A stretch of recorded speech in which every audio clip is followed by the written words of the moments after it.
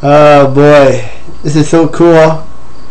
Being a hockey goalie and a pirate with my friend here, Grumpy, to watch me.